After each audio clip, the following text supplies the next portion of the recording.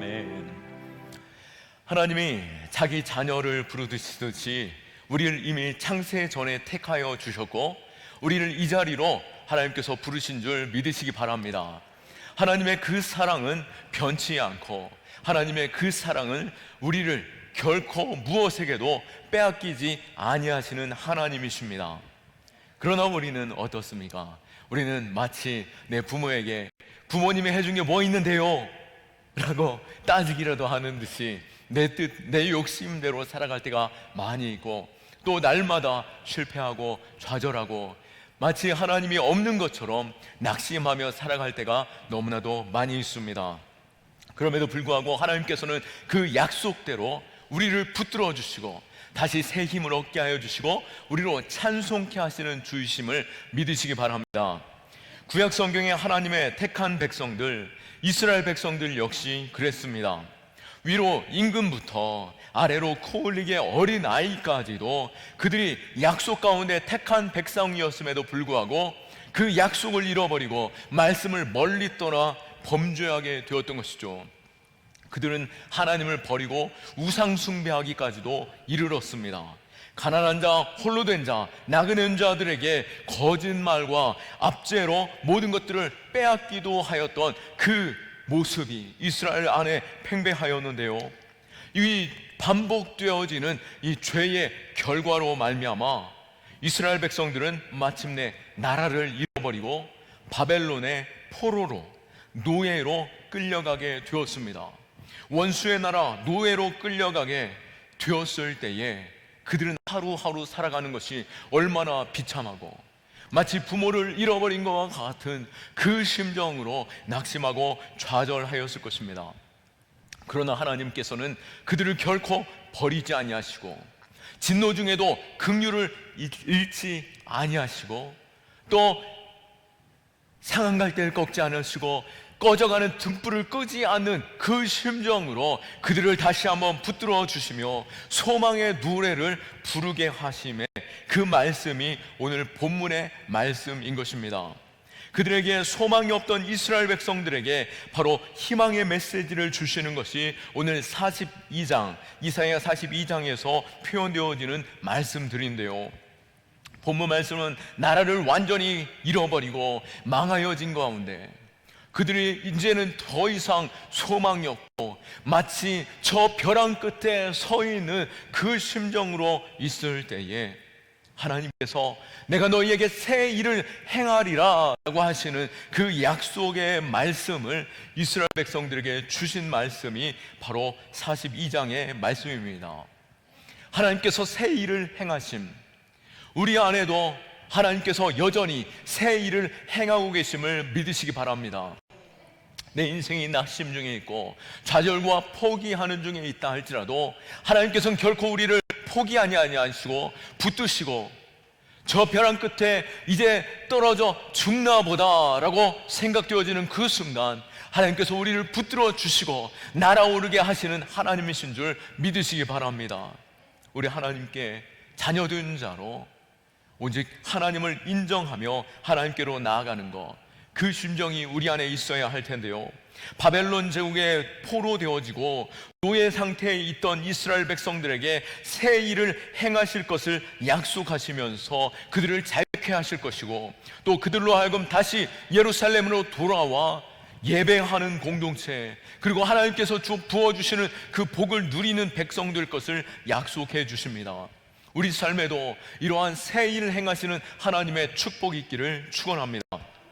오늘 본문 42장에서 우리는 이 신실하신 하나님을 만나게 됩니다. 하나님의 그 구원이 구체적으로 어떻게 이루어지는지 말씀하고 있는데요. 특별히 42장 1절에서 9절까지는 여호와의 종의 노래라고 일컬어지는 부분입니다. 장차 오실 종으로 예수 그리스도를 예표하며 말씀하고 있는데요. 그 종 되신 예수 그리스도께서 온전히 오실 때에 지금 당장 이스라엘 백성들이 바벨론에서 자유케 되어지고 예배가 회복되어질 뿐만 아니라 영원하신 우리의 구원, 그 약속으로 예수 그리스도께서 오시며 우리에게 오신 그 예수 그리스도는 우리의 모든 상황 가운데 우리에게 소망이 되시고 능력이 되시고 찬송의 이유가 되시는 줄 믿으시기 바랍니다. 하나님은 9절에 종을 통해서 새 일 행하실 것을 예언하고 계십니다. 하나님이 하시려는 그 새 일, 그 일을 어떻게 말씀하고 어떻게 행하시겠다라고 약속하십니까? 1절 말씀에 보면은 내가 붙드는 나의 종, 내 마음에 기뻐하는 자, 곧 내가 택한 사람을 보라. 내가 나의 영을 그에게 주었은즉 그가 이방에 정의를 베풀리라. 아멘. 하나님께서는 당신의 종을 세우셔서 우리에게 구원을 베풀어 주실 것을, 우리에게 은혜 주실 것을 약속하십니다. 그 종 되신 분 예수 그리스도께서 우리에게 오셨습니다. 그분은 어떤 분이십니까? 7절 말씀에 그가 눈먼 자들의 눈을 밝히며 갇힌 자를 감옥에서 이끌어내며 흑암에 앉은 자를 감방에서 나오게 하시는 분이신 것입니다.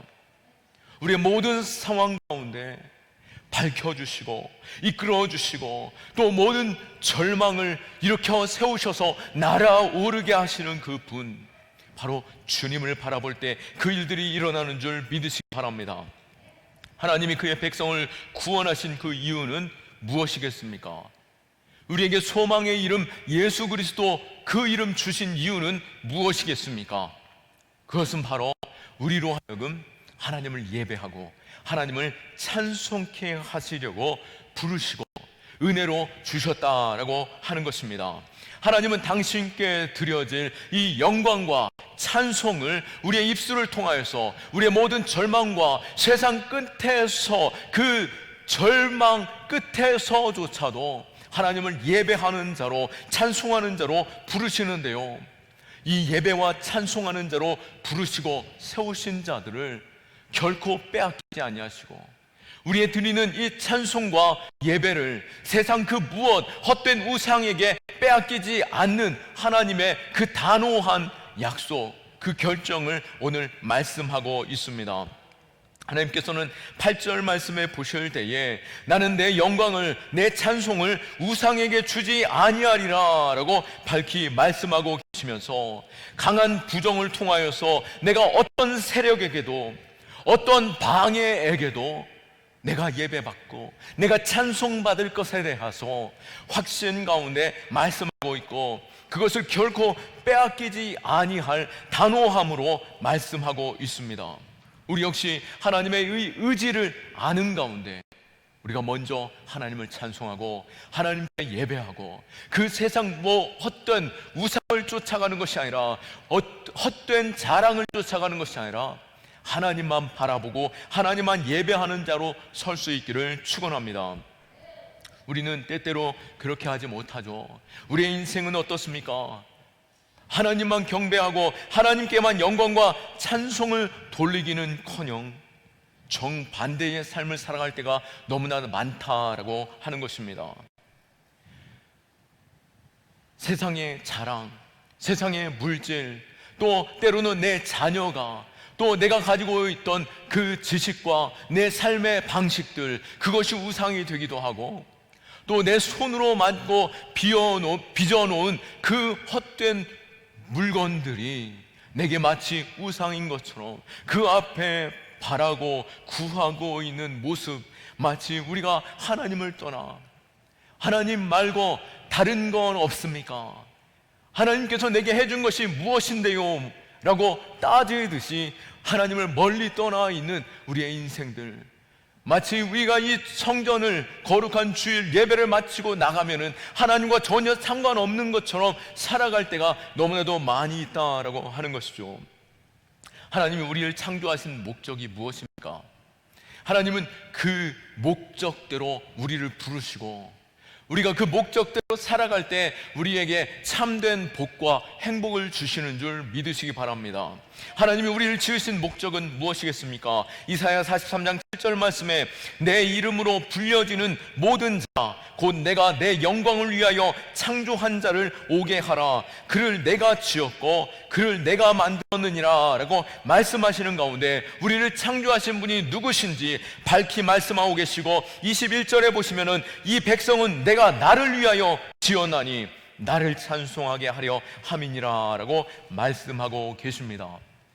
우리를 창조하신 그 목적, 그 부르심대로 우리가 살 때에 하나님과 그 친밀함을 누리며 하나님께서 우리에게 부어주시는 그 복을 누리게 되는 것입니다. 그렇게 하나님은 누가 이 영광과 찬송을 다른 곳으로 돌리는 것에 있어서 결코 참지 못하시는 분이신 것이죠.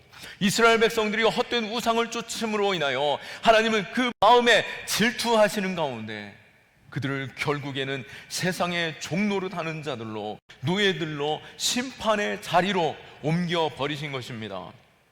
17절 말씀에 조각한 우상을 의지하며 부어 만든 우상을 향하여 너희는 우리의 신이라 하는 자는 물리침을 받아 크게 수치를 당하리라 라고 말씀하신 것처럼 그 수치를 이스라엘 백성들이 바벨론에서 얻게 되었고, 혹 여전히 우리 역시 하나님의 그 은혜를 잊어버리고 세상의 헛된 욕심, 세상의 헛된 우상을 쫓아간다라고 한다면 이 수치가 우리에게 찾아올 것에 대해서도 두려워하고 경각심 가운데 깨어 있어야 하는 줄 믿으시기 바랍니다.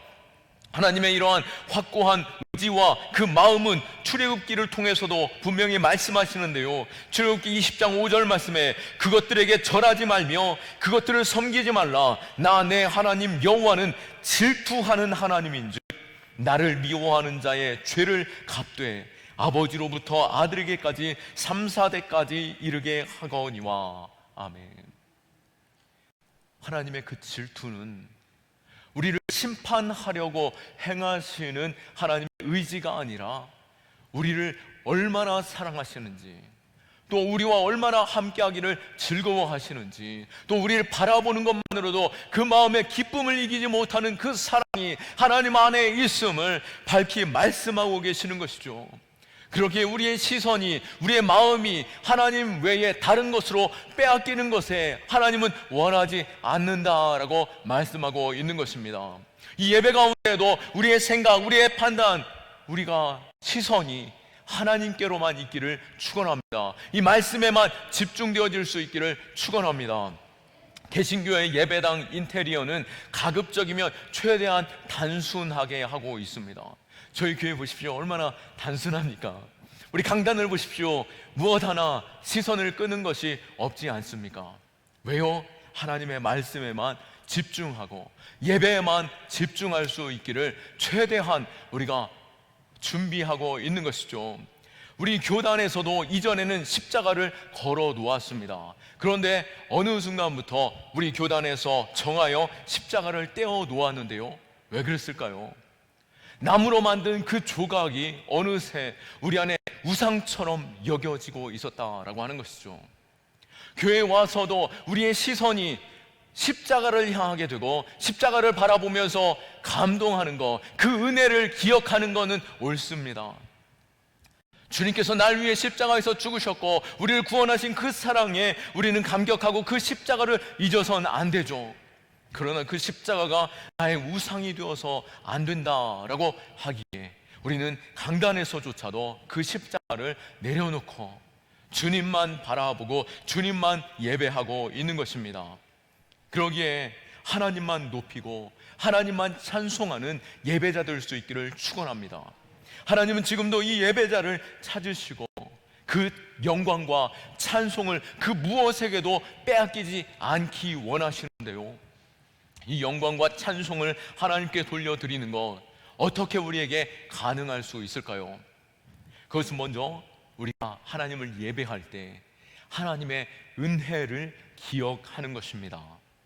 우리에게 베풀어 주신 그 은혜, 나를 살게 하고 나로 하여금 여기까지 오게 하시며 또 나의 자녀, 내 삶의 부요함, 또 때로는 거절하시고 때로는 거두어 가신 것조차도 뒤돌아보고 깊이 묵상해 볼 때 또 지금 돌아보니 그것이 내게 은혜였습니다 라고 고백하며 찬송하는 것, 그것이 바로 하나님의 참된 예배요, 참된 찬송인 줄 믿으시기 바랍니다.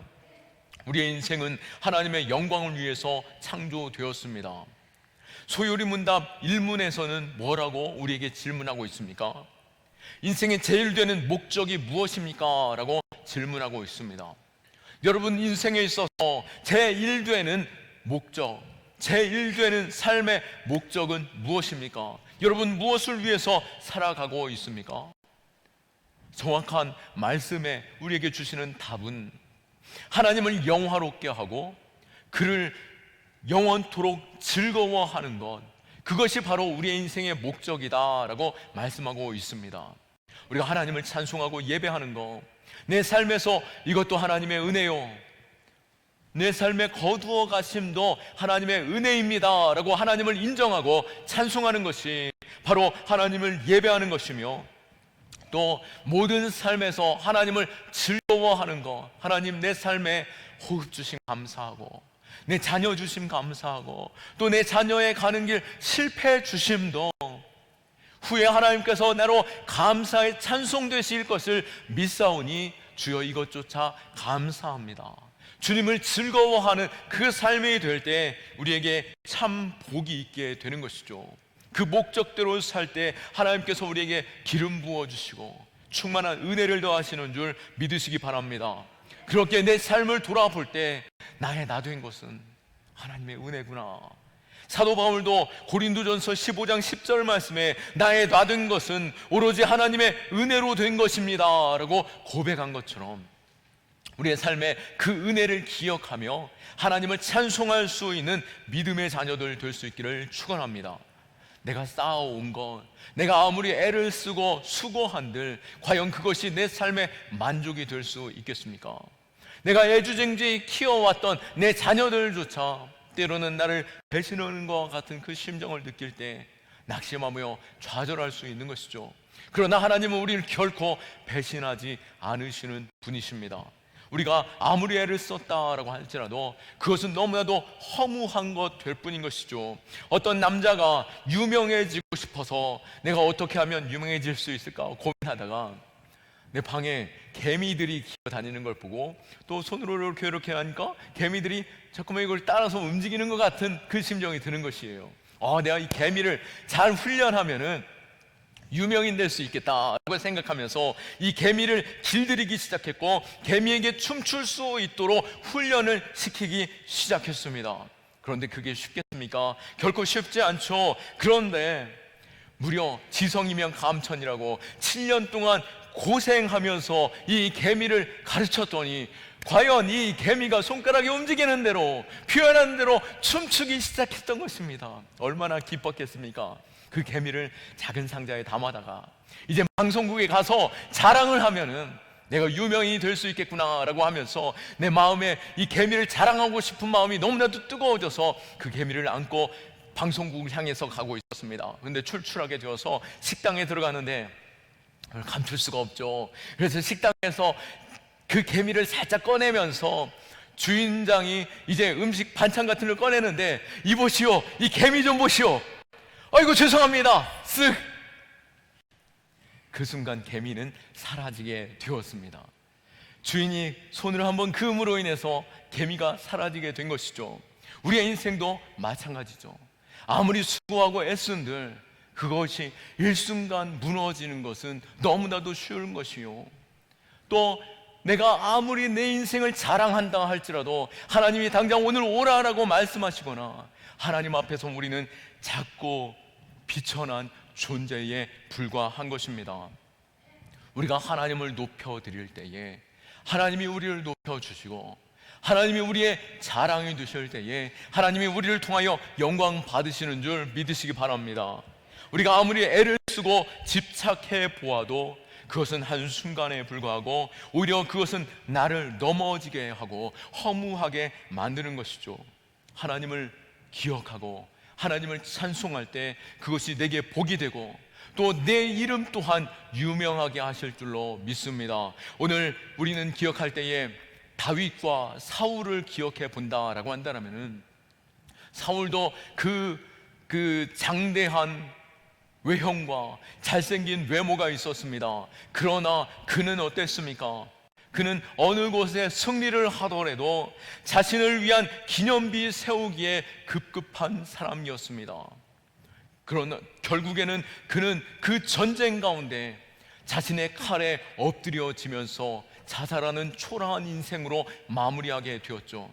하지만 다윗은 시편 30편에서도 그렇듯이 오로지 하나님의 영광을 생각하고 하나님께서 기뻐하시는 일을 생각하고 하나님이 싫어하시는 일이라면 그 자리에서 멈출 수 있는 믿음의 사람이었습니다. 하나님을 높이는 사람이었습니다. 결국에는 하나님께서 다윗이 하나님의 집을 생각할 때에 하나님께서 오히려 그의 집을 걱정해 주셨고 그의 집안을 세워주셨고 그 이름을 창대하게 하여 주셨고 그의 혈통 가운데 예수 그리스도를 통하여서 영원한 왕의 자리에 서게 하였던 것을 우리는 보는 것이죠.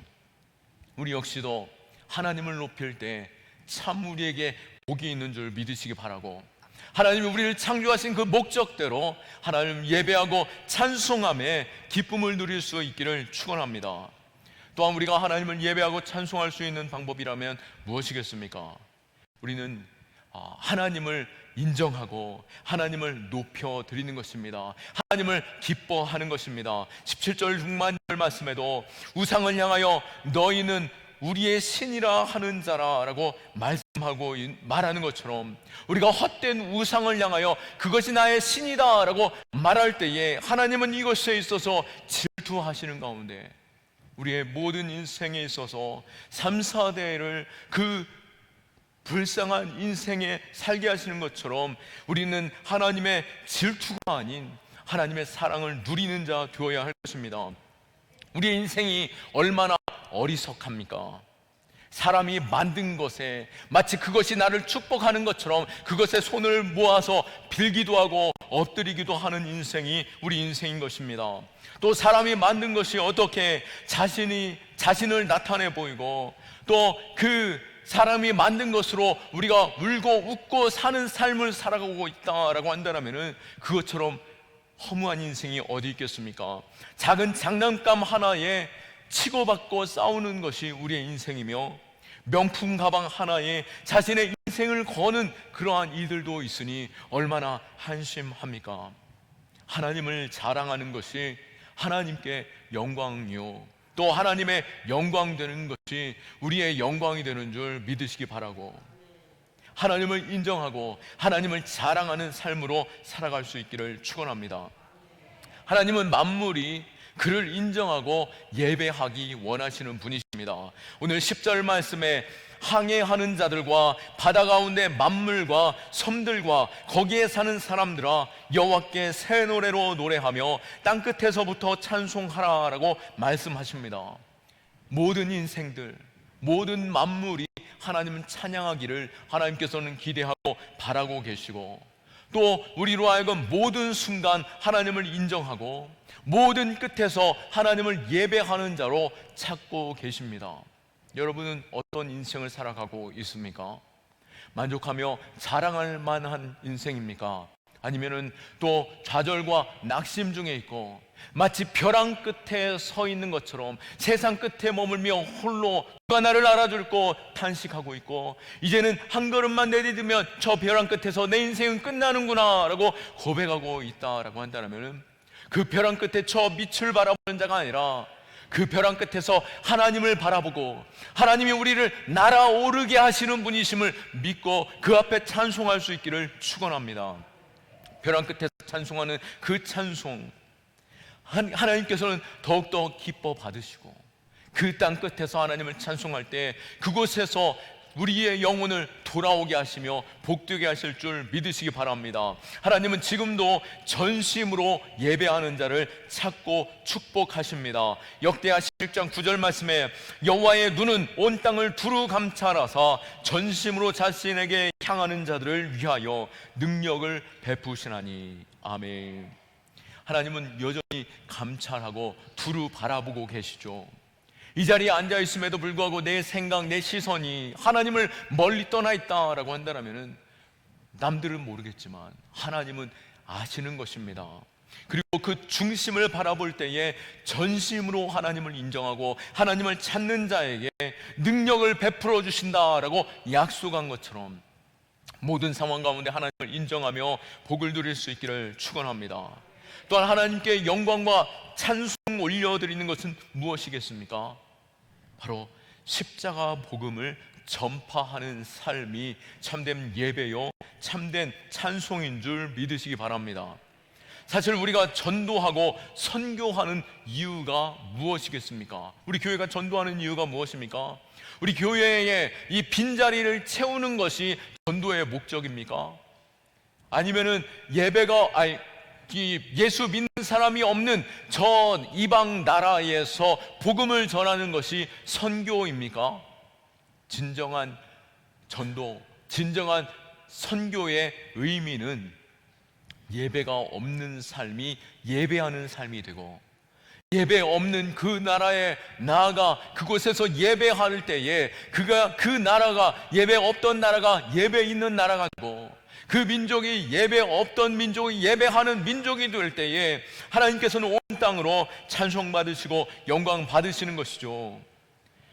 하나님께서는 우리를 창조하신 목적 역시 이 백성은 내가 나를 위하여 지어나니 나를 찬송하게 하려 함이라고 말씀한 것처럼 우리를 찬송케 하려고 부르셨고 예배 받으시기 위하여 우리를 만드셨다라고 한다면은, 하나님을 예배하지 못하는, 예배하지 않는 그 인생이 예배를 시작하는 것, 그것이 참된 복이며 그것이 참된 하나님께서 바라시고 기대하시는 것이죠. 그러기에 우리는 그 영혼이 하나님이 예배하게 하는 것, 그러기 위해서 우리는 전도하고 선교하는 것입니다. 해 뜨는 데부터 해 지는 때까지 온 땅의 끝이 하나님을 예배하고 하나님을 찬송하는 것, 그것이 우리 안에서 일어나야 하는 것이죠.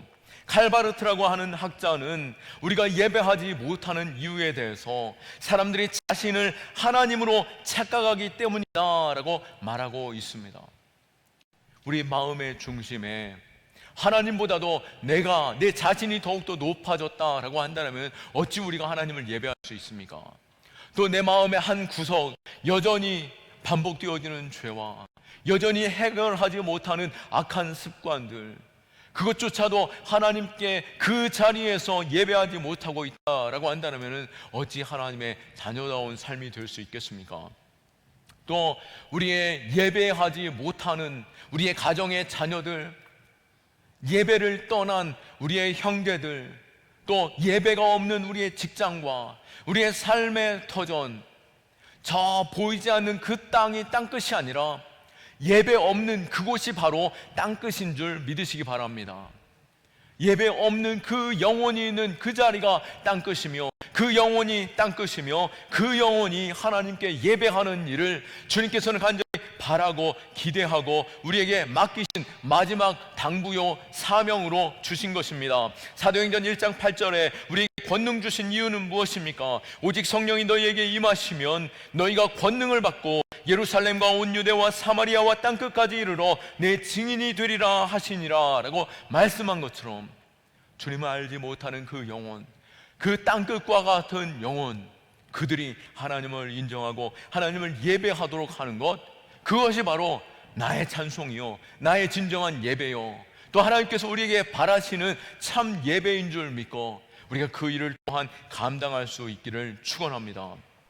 오늘 우리가 부르신 하나님의 목적대로 살아가는 것, 그것이 바로 예배를 회복하는 것이고, 그것이 바로 땅끝에서 부려지는 찬송 되어지는데요, 우리의 모든 삶에서 내가 예배하지 못하는 그 현장, 내가 예배하지 못하는 그 마음의 상태, 내가 혹시 지금 낙심 가운데 겨우 이 자리에 앉아있다 할지라도 하나님을 인정하며 하나님을 높여드리는 것, 바로 그 땅끝의 자리에서 하나님을 예배하고 찬송할 수 있는 저와 여러분은 다 될 수 있기를 예수 그리스도의 이름으로 축원합니다. 아멘. 우리 하나님께 영광의 박수 올려드립니다.